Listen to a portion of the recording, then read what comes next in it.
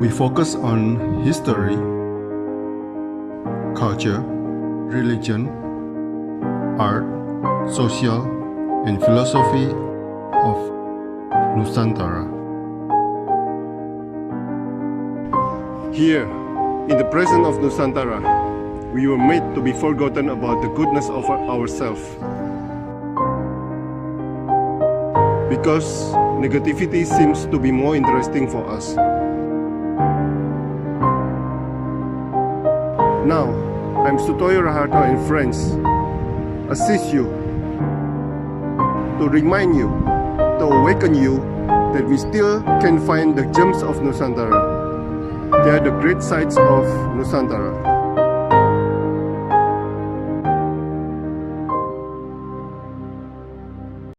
Selamat malam Bang Coco, seorang content creator Coco Story.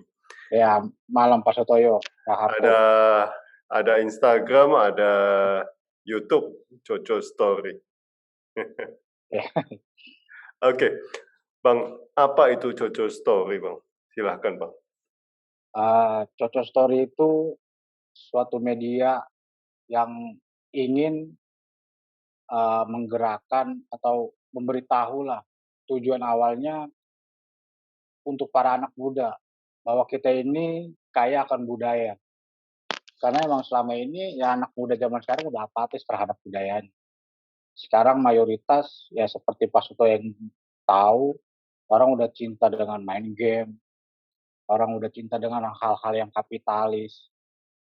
Tanpa dia tahu itu Indonesia itu mempunyai jati diri bangsa yang luas banget. Yang harus kita perkenalkan karena kata orang-orang terdahulu itu tak kenal maka tak sayang. Makanya saya mencoba di Coco Story ini memperkenalkan para anak muda, ini loh kita mempunyai budaya itu yang indah banget. Yang kalau kita sudah kenal, ya kita sulit untuk meninggalkannya seperti jatuh cinta gitu, Pak. Nah, Bang, sejak kapan memulai dokumentasi ini, Bang? Atau mempunyai ide ini? Sebenarnya kalau awalnya ini bukan hanya budaya ya, karena saya kan tinggal di Penjaringan, di Jakarta Utara. Di sana itu lingkungannya itu jauh akan budaya, kalau bisa dibilang. Karena di sana itu ya tawuran masih marak, narkoba juga masih banyak di sana. Jadi saya punya inisiatif untuk sendiri itu sulit. Nah, di sana kan ada suatu komunitas anak muda nih. Saya lihat ini konsisten. Saya dari dulu itu sulit untuk masuk ke komunitas-komunitas atau ormas-ormas dari dulu diajak itu nggak pernah mau. Nah, saya melihat ada namanya komunitas FPV, Forum Pemuda Velbak. Saya lihat, saya pantau terus, saya tanpa masuk ke dalamnya. Cuman ada kekurangan di sana. Mereka aktif bila ada kegiatan-kegiatan besar, seperti kegiatan-kegiatan keagamaan. Nah, saya masuk. Akhirnya saya mencoba menemui mereka dan mengumpuli mereka. Kenapa lo tidak dikembangkan nih FPV ini? Nah, FPV saya kembangkan. Ayolah kita menggerakkan anak mudanya. Jadi dari awal dari anak muda. Jadi awalnya itu tentang sosial. Jadi kita tinggal di daerah Penjaringan, kita di pinggir nih. Di pinggir itu terhitung seperti daerah kumuh, Pak. Jadi kalau daerah kumuh itu kan jauh dari kesehatan kan.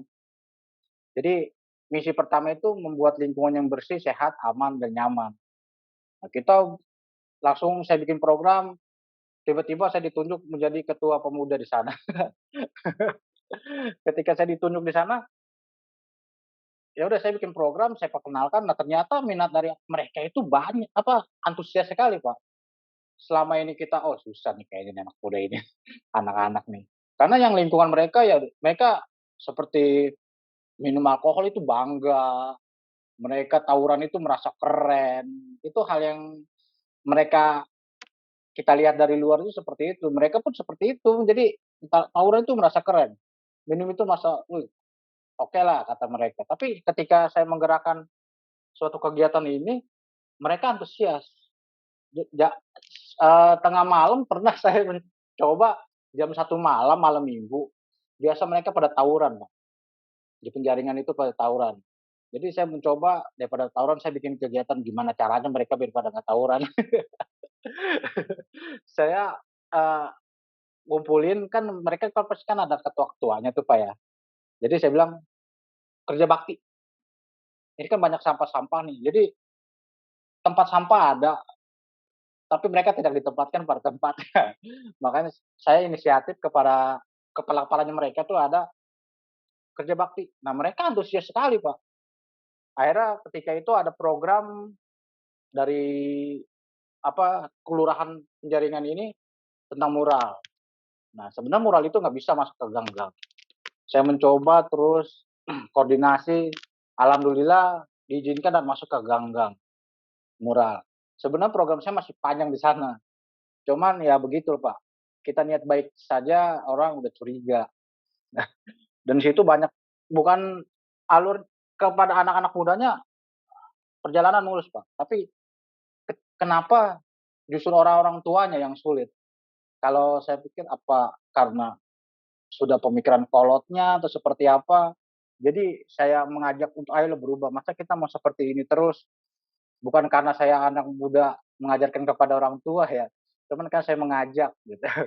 Tapi mereka itu banyak, ada yang mendukung, banyak juga yang seperti curiga, "Wah, yang inilah, itulah." Penataan kayak ruang kumuh, Pak, ruang ruang kota di Penjaringan itu ada yang ruang kumuhnya. Kita menata aja curiga, kita sok menggusur. Kita bukan menggusur, kita merapikan, gitu. Ke depannya kita bikin tanaman-tanaman pohon, apa kayak gimana, tapi dengan berjalannya waktu, saya terus dicecar, Pak. Di dalam arti terus dicurigai, diomongin sana sini sini. Awal saya masih terus berjalan terus, cuman ketika ada suatu masalah, ya saya niat vakum di sana, eee, saya mempunyai ide, gimana caranya kita tanpa melibatkan orang lain untuk berbuat baik nih. Makanya saya ya selama ini kan anak muda kan cenderungnya ke media sosial, Pak, ya, dan media sosial kan salah satunya YouTube. Nah, makanya kenapa saya nggak bikin YouTube. Nah, di YouTube ini awal ini saya tujuannya itu sosial dan budaya.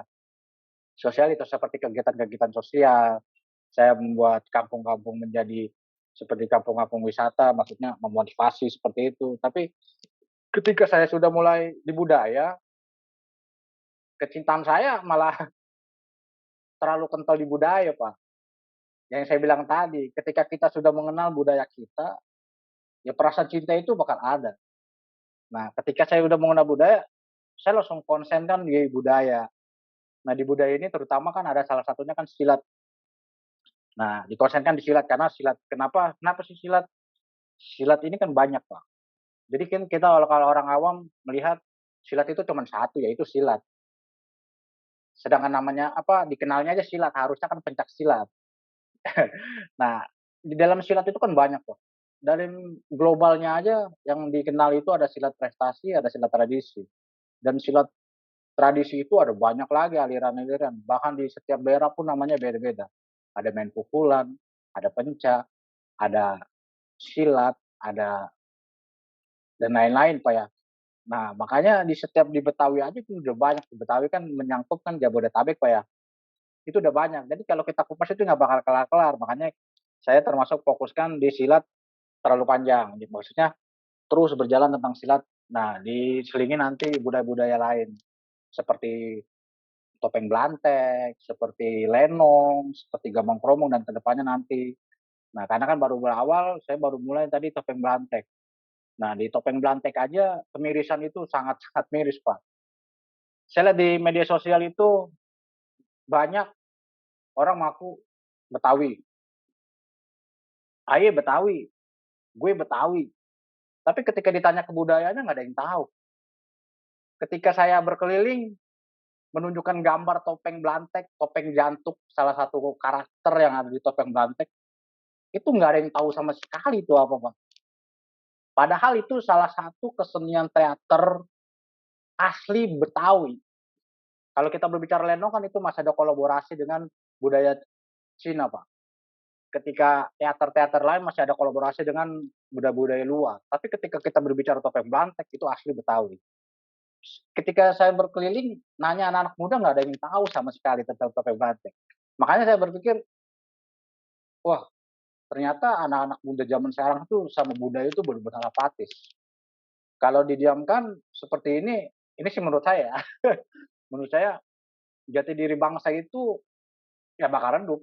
Walaupun tradisi itu tidak akan pernah punah, tidak akan terlihat bila tidak digerakkan dan akan terlihat bila kita lakukan.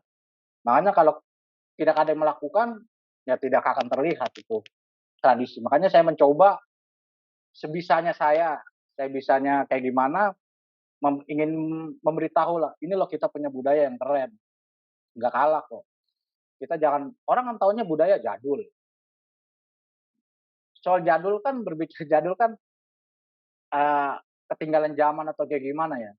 Sebenarnya kan semua kan bisa dikolaborasikan antara budaya dengan zaman sekarang itu tanpa mengurangi pakem. Seperti ondel-ondel, sekarang udah, dulu ondel-ondel ketika kita berbicara ondel-ondel, itu tampilannya seram, matanya belok. Dulu namanya barongan, ondel-ondel. Nah, ada juga yang nyebut namanya balomen karena emang matanya itu belok, tampangnya seram, emang itu untuk tolak bala. Tapi ketika zaman semakin terus maju ke sini, ketika zaman Gubernur Pak Ali Sadikin dirombak dengan segala macam, akhirnya tanpa mengurangi pakem, ondel-ondel kan sekarang Bapak terlihat lah, ada yang indah, ada yang bagus, rapi. Cuman ya begitu, ada orang yang memanfaatkan terlalu berlebihan, akhirnya merusak citra dari ondel-ondel itu. Makanya orang dikenal ondel-ondel yang buat ngamen. Walaupun pada dasarnya ketika kita berbicara asal muala, walaupun tidak ada data paling otentik awalnya di kapan, tapi ketika abad bahkan sebelum Islam masuk ke Indonesia sekitar abad ke-7, itu emang ondel-ondel itu barongan dulu namanya, dibuat ngarak keliling kampung dan para warga itu memberi seperti uang gitu ke warga-warganya. Nah, emang seperti itu. Nah, di tahun 2010 gubernur juga udah memberi peraturan soal itu sebenarnya. Boleh mengamen, tapi harus mempunyai alat-alat menggunakan alat-alat yang lengkap seperti tehian dan sejenisnya. Tanpa yang dilarang itu yang menggunakan USB yang pakai salon itu, Pak. Jadi cuman mayoritas yang di lapangan yang pakai USB itu. Nah, akhirnya ya ditambah lagi mereka itu tujuannya bukan untuk melestarikan doang. Tujuan melestarikan itu udah dihilangkan. Tujuan mereka itu ya total yang mencari uang. Karena pada dasarnya kalau kita di budaya atau tradisi mencari uang itu nggak bakal bisa. Karena kalau kita tujuannya mencari uang di budaya itu, ya budaya itu ya akan nggak bakal terlihat sama sekali. Eh, ketika saya ke Cimande kemarin di Kabupaten Bogor, ada Wadidi, dia orang yang dikenal di silat-silat aliran Cimande. Dia berbicara tradisi itu untuk silaturahmi. Jadi kalau kita mencari uang dari situ ya sulit. Bahkan ada yang bisa, tapi lihat aja bertanya sampai mana. Begitu sih Pak. Makanya saya sekarang ingin memfokuskan ke budaya ya di situ. Jadi insya Allah minta doanya juga dari Bapak, semoga saya konsisten memperkenalkan budaya Indonesia yang indah dan cantik ini ke para anak muda terutama. Makanya ketika saya berbicara silat kan, contoh silat tradisi di YouTube, kebanyakan ya musik-musik, gampang promo apa. Tapi kalau saya disentuh dengan musik-musik modern. Karena saya mencoba tak kenal maka tak sayang. Makanya untuk menarik anak muda dulu untuk melihat, jadi kan mereka kan suka dengan hal-hal yang modern kan. Makanya saya melihat ini loh mau memperlihatkan ini dari musik-musiknya dulu. Setelah dari musik-musiknya akhirnya kan cari tahu juga. Ini apa. Akhirnya ya mudah-mudahan kayak saya ketika udah kenal ya jadi sayang. Nah, Bang, mengapa kok suka budaya, Bang? Apa ada yang mengajari atau bagaimana? Awalnya lagi zaman sekolah sih sebenarnya. Ketika sekolah itu saya dibilang anak yang badung loh Pak. Anak yang badung. Tapi ada satu guru yang memandang saya berbeda. Kemarin baru meninggal. Dia keturunan Chinese, namanya Ibu Yustika Warman. Dia belum lama meninggal. Makanya ketika dia meninggal itu saya sedih banget tuh. Sampai padahal saya berjanji saya nggak mau nemuin dia. Saya nemuin dia ketika saya sudah menulis selesai. Saya pengen dia orang pertama yang membaca. Cuman ya kemarin dia sudah meninggal. Belum lama, baru 1 bulanan kan. 1 bulan atau 2 bulan. Guru saya di waktu SMA. Ketika saya di SMA itu saya dipandang anaknya nakal, Pak. Tapi ini Ibu Yustika ini memandang saya beda. Mungkin karena salah satunya saya bilang mata pelajaran paling saya suka bahasa Indonesia. Beda sama orang kan, ada yang suka matematika, ada yang suka kimia. Tapi kalau saya suka bahasa Indonesia. Kalau kata umum anak-anak muda lagi zaman saya itu nggak suka Indonesia, terlalu gampang, Pak. Menurut mereka terlalu gampang. Paling susahnya soalnya panjang-panjang, Pak. Tapi menurut saya kita bukan berbicara soal panjang-panjang atau gampang. Kita berbaca walaupun karena mereka bilang gampang, mungkin bahasa sehari-hari, Pak, ya. Tapi dalam bahasa Indonesia itu kan kita diajarkan ada sastra, ada bertutur kata sama komunikasi yang baik seperti apa. Nah, ketika Bu Yustika ini melihat saya, mungkin ketika contoh membuat kalimat tinju, mungkin pada umumnya Anton ditinju Andi. Nah, ketika Andi meninju dunia untuk untuk membuktikan bahwa nah, di situ Bu Yustika melihat beda, mulai beda melihat saya. Nah, ketika anak yang Badung ini ada lomba karya tulis, Pak, mewakili Jakarta Utara, sekolah se-Jakarta, cuman saya mewakili Jakarta Utara di Pulauan Rus, Pulau Seribu. Yang dipilih itu saya. Makanya saya bingung, lah kok saya? Nah, ketika saya dipanggil Bu Yustika, kamu bisa.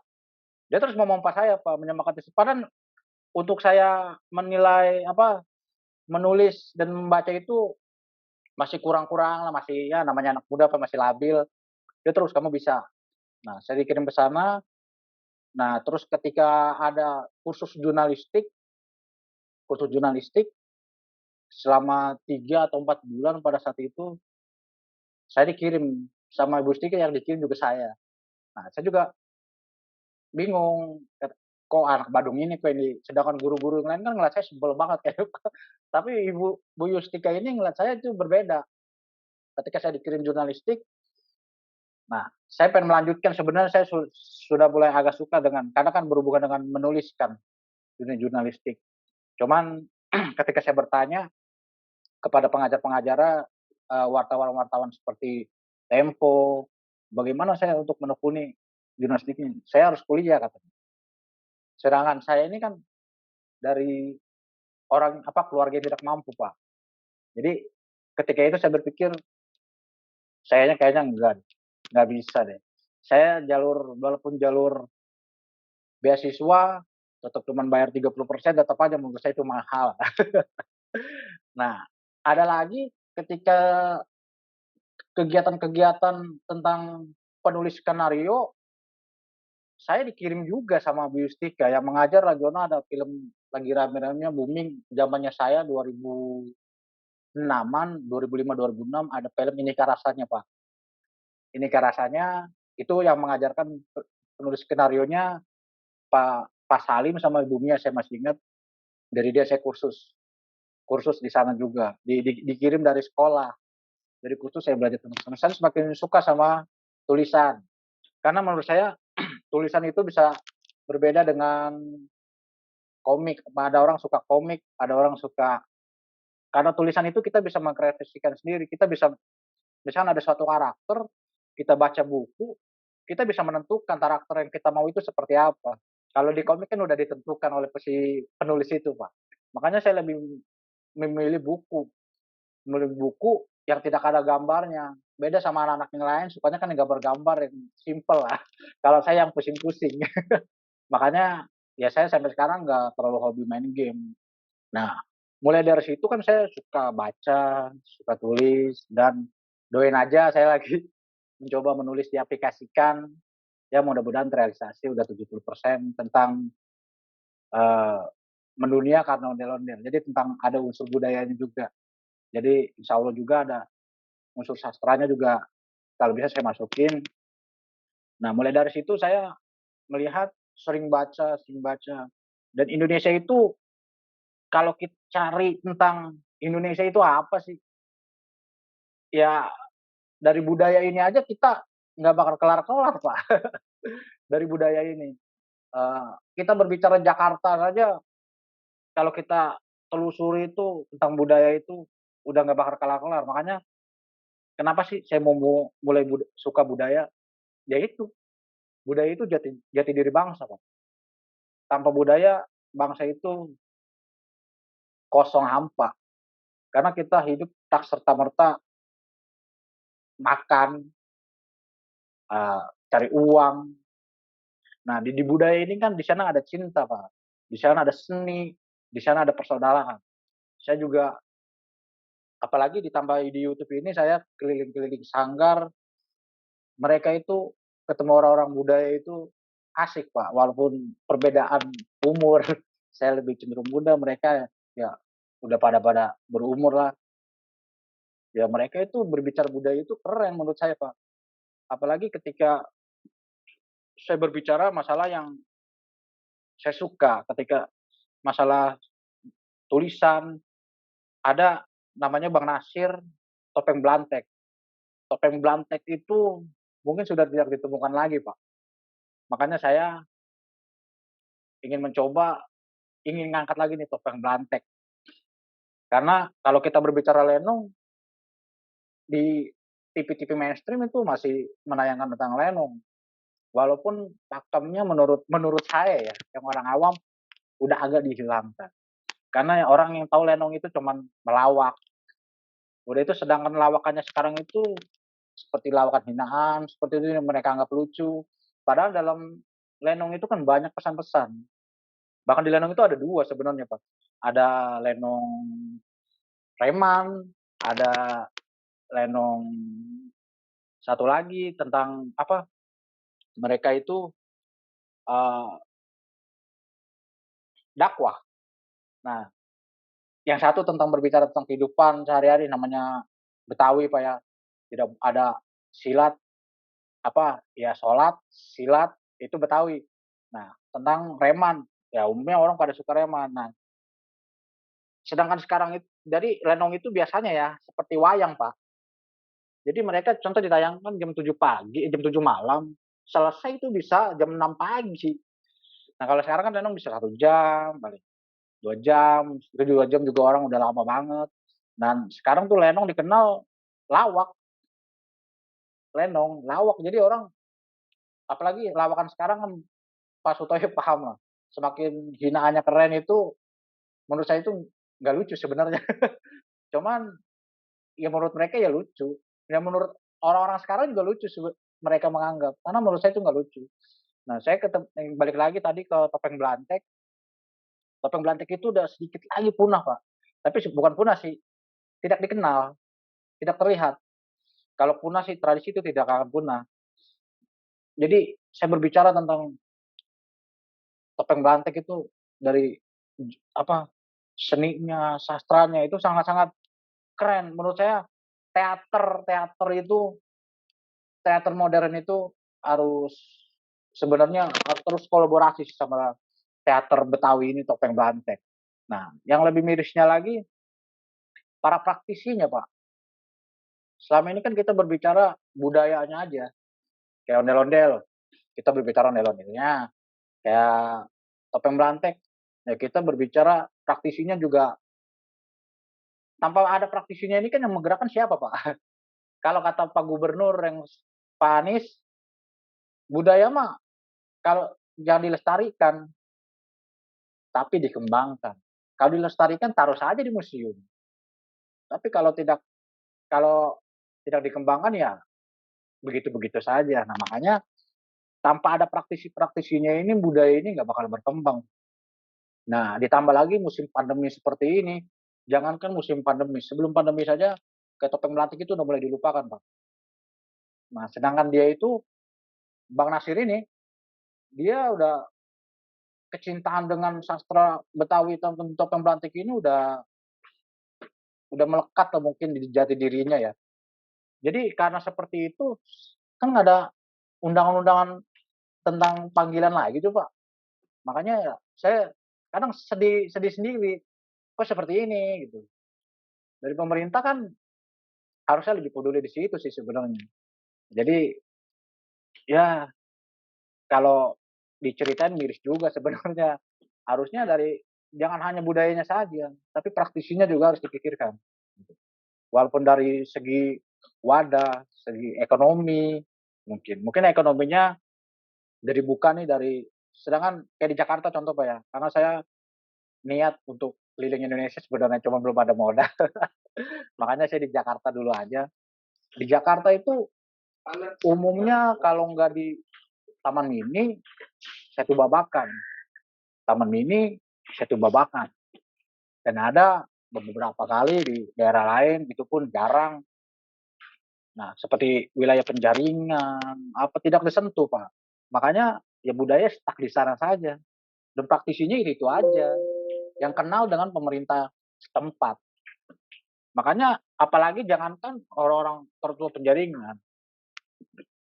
Pernah ada acara di Penjaringan aja kagak pernah ada. Jadi, makanya anak-anak gimana mau tahu tentang budaya kita sendiri. Sedangkan kita aja tidak pernah diperkenalkan oleh orang-orang yang harusnya memperkenalkan seperti dinas kebudayaan. Itu tugas-tugas mereka. Jadi yang aktif ya itu untuk di Jakarta Taman Mini, Setu Babakan untuk budaya Betawi secara global ya. Kalau untuk silat sih masih dari setiap beberapa daerah masih banyak. Tapi untuk meluas seperti Gambang Kromong, seperti Topeng Blantek, Lenong. Jadi orang-orang sulit. Jadi orang sekedar tahu aja Lenong. Nah, tapi cuman sekedar tahu saja tapi tidak mengenal.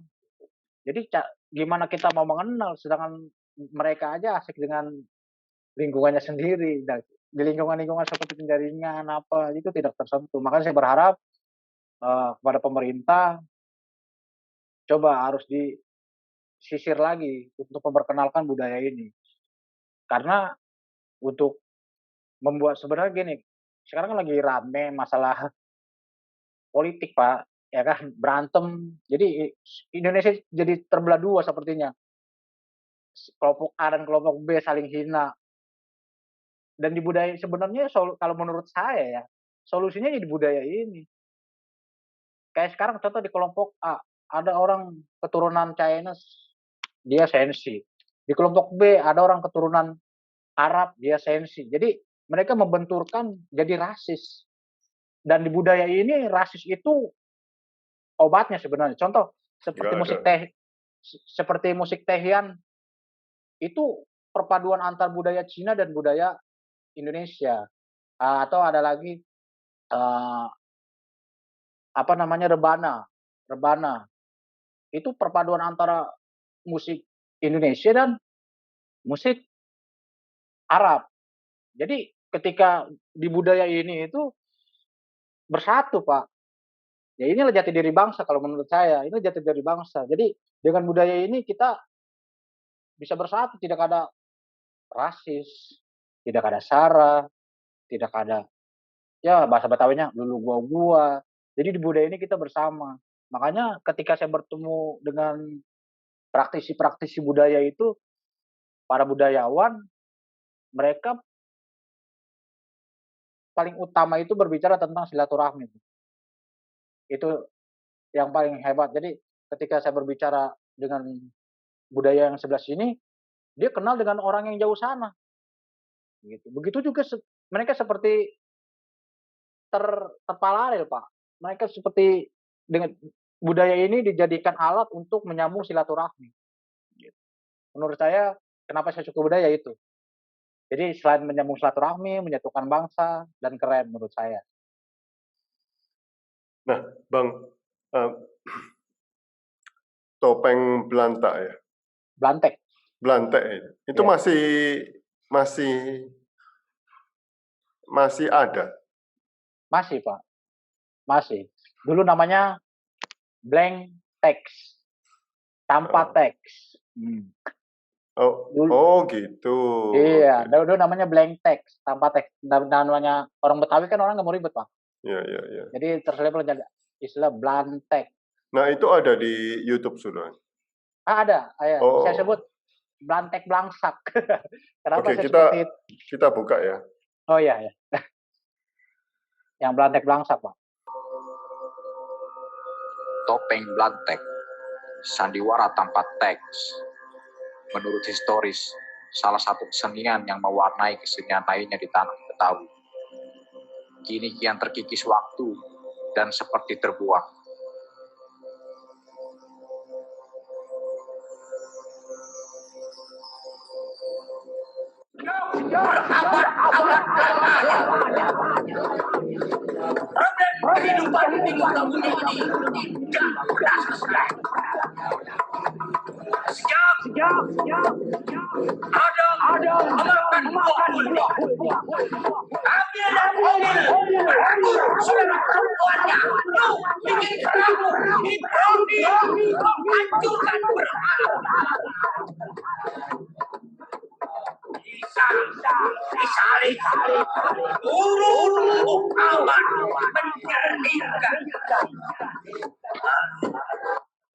Apa yang terjadi di padang pasir?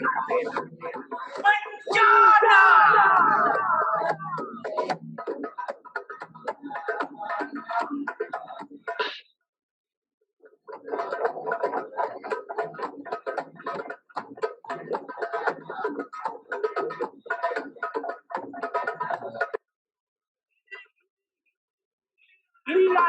Hidupkan seni! Hidupkan bangsa!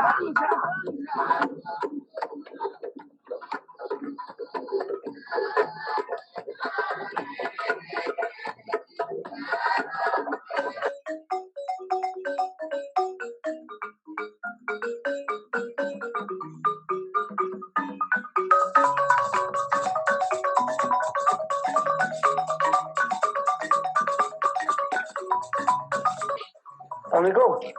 Waalaikumsalam. Ya, udah loh. Apaan itu bang lagi dikerjain? Begini, Bay. Ini kan karya seni. Ini budaya kita, Bay. Bukan begitu bang. Gini hari mah ginian udah nggak laku, udah kagak ada duitnya. Nah sekarang abang pikirin dah tuh bagaimana kita udah bisa punya duit bisa beli rokok. Mendingan abang dagang cilok daripada gituan dibikinin di aduh bang. Gua bukan kagak perlu duit, Bay ya. Iya. Yang namanya nyari duit mah kayak gitu ya. Tapi tetep kalau yang namanya karya seni ini nggak bakal gua tinggal. Siap Apa? Ini emang udah kerjaan gua. Iya bang, itunya mah bener bang. Cuman kan begini lihat noh, teman kita noh, Bang Dasik noh, dia ngajar beksi juga, tapi dia kerja juga. Maksud saya abang begitu, jangan gituan lagi digosokin. Bagus namanya kalau dia makan pada bisa kerja.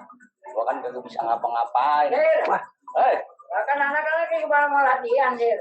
Oh, udah pada kumpul ya? Udah. Oh, ayo kita berangkat yuk. Ya. Ayo dah.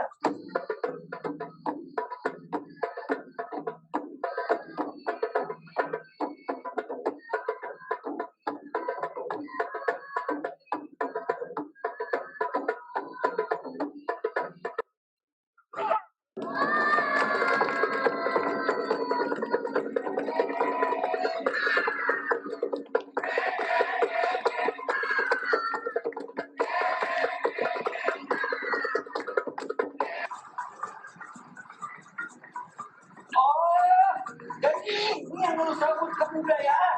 Iya, Bang. Ini kalau mau kenal yang namanya Blantek ya ini.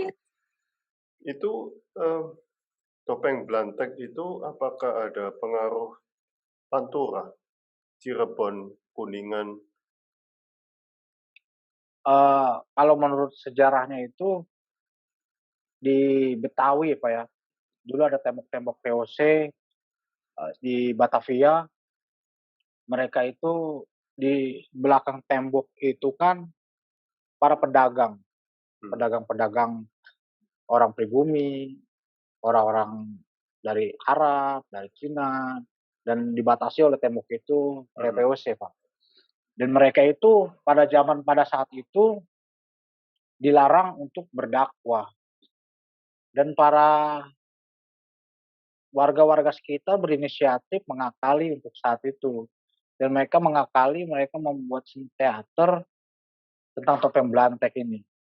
Nah, mereka berdakwah, mereka berteater, tapi sebenarnya mereka itu berdakwah. Nah, para orang-orang Belanda ini kan kurang paham soal itu. Nah, mereka akhirnya melihat tentang teater ini akhirnya dibawa ke acara-acara mereka. Makanya disebutlah blank text. Makanya karena mereka itu natural, jadi improvisasi aja tanpa teks, tanpa naskah. Makanya disebutnya blank text. Nah, mereka ini orang-orang Betawi, makanya asal jeplak aja mungkin ya. Terjadilah blantek. Nah, mereka jadi sebenarnya kalau kita berbicara budaya Indonesia ya, kalau kita berbicara budaya Indonesia, sebenarnya dari budaya satu dengan budaya yang lain itu sebenarnya sama, Pak. Karena kan kita ini satu satu rumpun. Jangankan hanya Indonesia, dengan Malaysia pun, dengan Brunei, kita sebenarnya sama. Cuman pengaplikasiannya mungkin yang berbeda. Gitu. Nah, Bang, ini kebetulan ada Pak Muslim dari Medan. Nanti kita bisa tanyakan yang tentang beksi. Nah, tapi untuk Batavia sendiri, untuk Betawi sendiri, ada berapa macam silat, Bang, yang sudah di riset atau diselidikin? Baru sekitar 10 beksi ada 2, cingkrik ada 2, jadi 8. 8. Ya, tapi menurut schedule itu baru pengen mulai lagi nih, pengen keliling Sanggar lagi, udah ada dari beberapa silat Betawi, udah mulai janjian, tinggal atur waktu tanggalnya aja sih. Waktu itu Abang pernah ngomong totalnya ada berapa, Bang? Yang terdata itu, yang dikenal oleh masyarakat itu ya, masyarakat Betawi, sekitar 317. Itu belum kembangannya. Itu kalau kembangannya kan misalkan ada cingkrik. Cingkrik itu kembangannya itu ada cingkrik kuning, cingkrik sinan. Nah, begitu juga silat-silat yang lainnya, pasti ada kembangannya lagi. Dan ditambah lagi belum ada yang menurut antrian yang baru mendapatkan, seperti ada silat Betawi sarang tawon. Dia belum termasuk yang 317 itu. Nah, 317 ini di setiap daerah itu mempunyai main pukulannya sendiri-sendiri. Bang Coco, setelah silat, setelah topeng, setelah ondel-ondel, Betawi sendiri kan masih banyak lagi, Bang Jojo. Banyak banget. Yang hilang masih banyak. Untuk di budaya ya, kalau udah teater sebenarnya nggak hilang sih, cuman belum ada yang gerakin aja. Nah, Bang, ya seperti topeng tadi, topeng Blantek itu sudah tidak ada yang memproduksi. Kalau di Cirebon itu kan, kalau di Malang gitu kan banyak yang memproduksi lalu dijual gitu. Kalau topeng Blantek udah nggak ada. Yang talent tadi itu Bang Nasir, dia praktisinya yang tadi saya ceritakan itu, dia masih bikin dia. Cuman kalau kita berbicara siapa yang mau beli, sedangkan topeng Blantek aja udah nggak ada panggilan-panggilan lagi kalau kita lihat sekarang. Kalau nggak kita bikin acara sendiri tentang topeng Blantek itu nggak bakal ada. Tapi dia masih bikin. Tadi kan dilihat juga kan banyak topeng-topeng. Dia selain di topeng Blantek, dia bikin lukisan-lukisan dari ukiran, dia bikin topeng-topeng, dia emang jiwa seninya emang tinggi banget sih.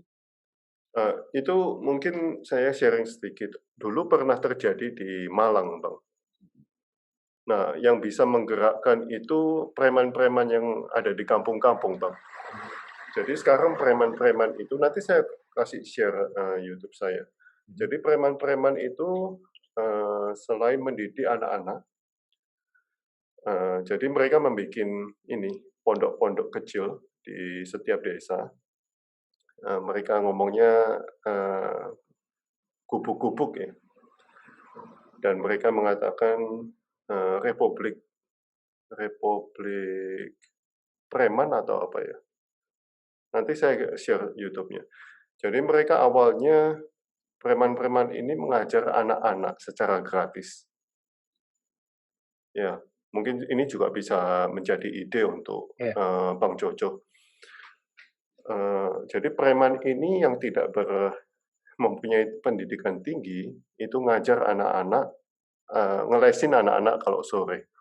Sampai akhirnya preman-preman ini tidak tega kalau nggak ngajar. Karena kalau di rumah, anak-anak ini dipukulin sama orang tuanya. Nah, preman-preman ini akhirnya ada 36 desa atau 26 desa itu yang menggerakkan cara belajar ini, Bang. Nah, lalu untuk menghidupkan topeng Malang, karena Malang juga punya topeng, juga kejadiannya juga seperti Jakarta, udah mau habis gitu. Preman-preman ini membuat topeng, Bang. Jadi awal-awal mereka pakai koran itu, mengajar anak-anak membuat topeng. Lalu ada yang membuat akhirnya. Jadi preman ini yang membuat topeng, dijual topengnya. Dan anak-anak ini kan pasti pengen tahu gimana menarinya kan. Nah, preman-preman ini yang belajar menari dulu. Jadi mereka menari di umur 20-an, 25-an, 30-an. Karena mereka malu bahwa kan ada itu permintaan dari anak-anak. Akhirnya mereka belajar menari. Ya yang sudah tua, sudah dewasa gitu pada belajar menari dan mengajari anak-anak. Nah, itu sekarang 26, 30-an desa sudah menggerakkan itu, Bang. Ya. Mungkin ini bisa jadi ide untuk Bang Jojo. Kan tidak melulu harus mengandalkan satu seniman. Jadi bisa menggerakkan preman-preman itu belajar atau mengajar anak-anak dulu. Jadi ya itu seperti Bang Jojo katakan itu, awal-awalnya diajak itu, ayo minum di atas gunung gitu. Tapi sampai di gunung mereka disuruh ini ngecat sekolah, Bang. Nah, dari ngecat sekolah akhirnya bisa mengembangkan sampai mengajar anak-anak. Jadi sekarang guru-guru di sekolah itu juga tergantung pada preman-preman ini.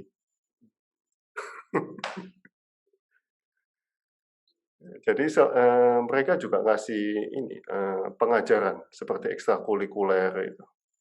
Jadi pemasukan mereka dari situ, Bang. Iya. Nah, gubuk-gubuk itu sekarang orang tua yang membangunkan gubuk-gubuk itu untuk mereka. Begitu. Ya, Bang. Bisa digerakkan nih, Bang. Iya, sebenarnya saya juga pernah ingin membuat sanggar. Di awal saya pengen mulai, kayak selalu bilang, saya pengen menggerakkan sesuatu itu mulai dari tanah kelahiran. Ya, penjaringan. Saya pernah pengen bikin sanggar. Namanya di Jakarta apa ya, beda ya. Kita nyari lahan itu sangat-sangat sulit. Ada, bayar mahal. Nah, ketika saya cari ada dekat tempat saya, dekat desa sebelah, di kampung sebelah, saya nanya, ada PRT menyediakan di pojok gang, di pojok gang itu Pak. Itu pun masih tanah sengketa dengan warga dengan suatu perusahaan. Tapi untuk bergerak sendiri itu mungkin kalau preman-preman tadi kan punya teman Pak, punya punya inilah, punya orang untuk bergerak. Tapi beda dengan saya, kalau saya kan selalu sendiri, selalu sendiri. Jadi ketika saya pengen bangun sanggar itu, saya tujuannya itu selain untuk kegiatan mengalihkan yang dari negatif ke positif itu, ya itu untuk melestarikan juga, untuk mengembangkan budaya juga. Jadi saya punya niat itu di sanggar itu nanti ya itu tadi bikin topeng atau bikin miniatur ondel-ondel dari botol aqua, botol-botol apa air bekas air mineral seperti itu.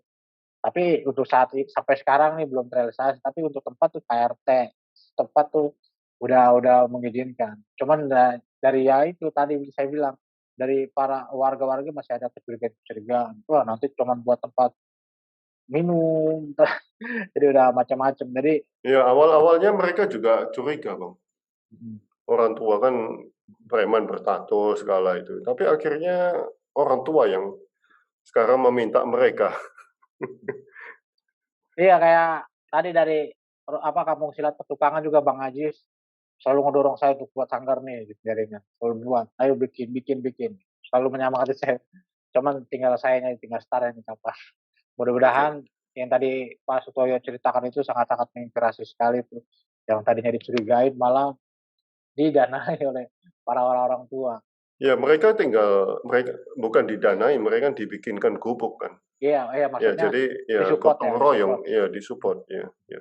Nah, saya pernah tanya, nah preman ini nanti kalau nggak ditanya matematika atau pelajaran itu nggak bisa bagaimana gitu.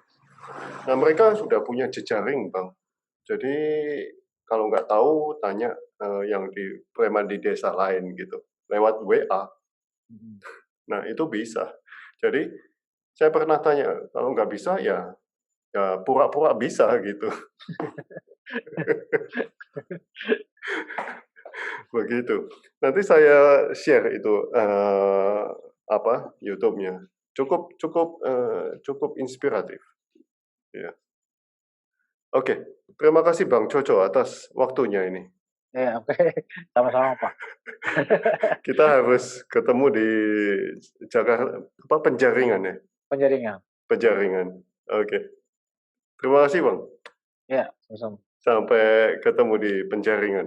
Oke, siap. Ditunggu Pak Sutoyo. Ditunggu juga sanggarnya Bang. Oke, doakan saja. Siap. Ya. Oke.